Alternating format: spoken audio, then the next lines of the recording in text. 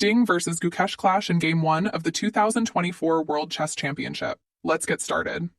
Gukesh confidently opens with a pawn to e4, a classic move to control the center.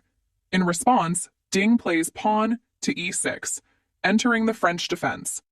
Subsequently, Gukesh follows with pawn to d4, solidifying his central control, while Ding counters with pawn to d5, creating a tense pawn structure that sets the tone for a dynamic struggle. As the opening unfolds, Gukesh develops his knight to c3, attacking the d5 pawn. However, Ding responds with knight to f6, increasing central pressure. Not one to back down, Gukesh pushes pawn to e5, forcing Ding's knight to retreat, and he decides to move to d7. Seizing the opportunity, Gukesh gains space and plays pawn to f4, preparing an aggressive kingside expansion. Meanwhile, Ding strikes back with pawn to c5, directly challenging White's center. To maintain flexibility, Gukesh repositions his knight to e2, while Ding develops his knight to c6, eyeing the critical central squares. Gukesh strengthens his center with pawn to c3, but Ding signals his intentions on the queen side by advancing pawn to f5. The middle game begins to take shape as Gukesh places his knight on f3, reinforcing his king side. At the same time, Ding responds with pawn to a4, creating queenside tension. Gukesh then develops his bishop to e3, while Ding calmly positions his bishop on e7, preparing for kingside safety. As the game heats up, Gukesh ramps up his attack with pawn to g4, indicating a sharp kingside assault. In contrast, Ding moves his queen to a5, applying pressure on the queen side. Gukesh continues his development with bishop to g2, preparing for a potential fianchetto setup.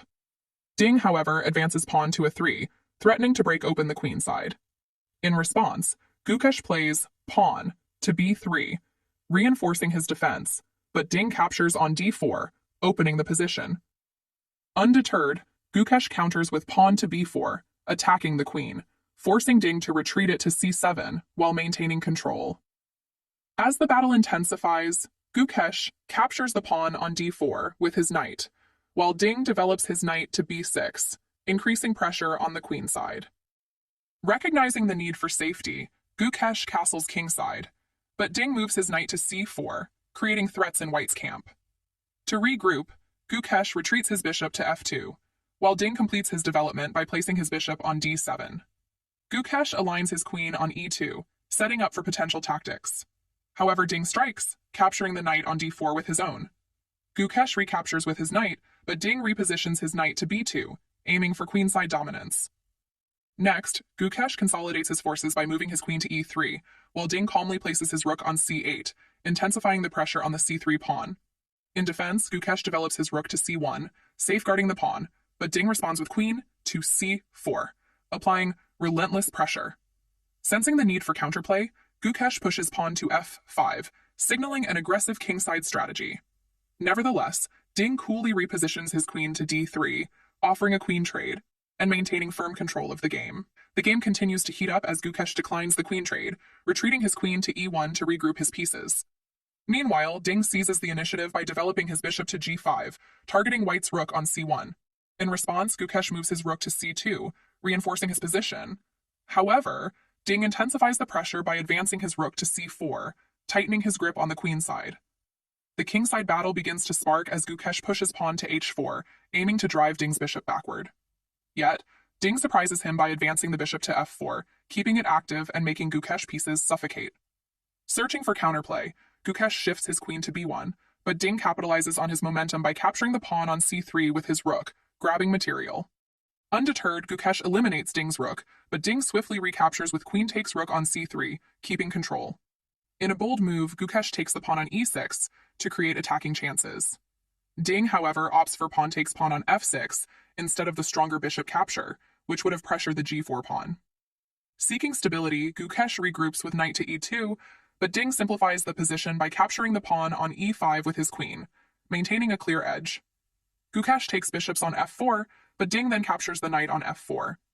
Gukesh responds with queen to c2, and Ding offers another queen trade by playing queen to c4.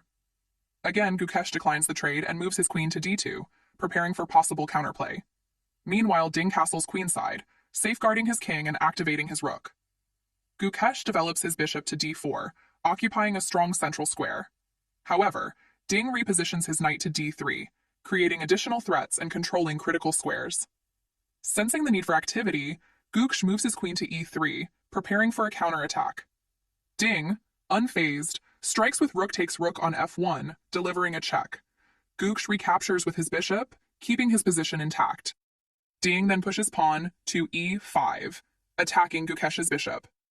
Gukesh captures the pawn with bishop takes pawn on e5, but Ding responds sharply, with queen takes pawn on g4, delivering a check. Gukesh blocks with bishop to g2, staying solid. Ding develops his bishop to f5, protecting the knight and dominating the long diagonal, while Gukesh retreats his bishop to g3, ensuring coordination. Ding advances his bishop to e4, increasing the pressure, prompting Gukesh to move his king to h2 to avoid immediate threats. To secure his position further, Ding plays pawn to h6, creating an escape route for his king and preventing back rank threats. In response, Gukesh places his bishop on h3, attacking Ding's queen while maintaining control of key squares.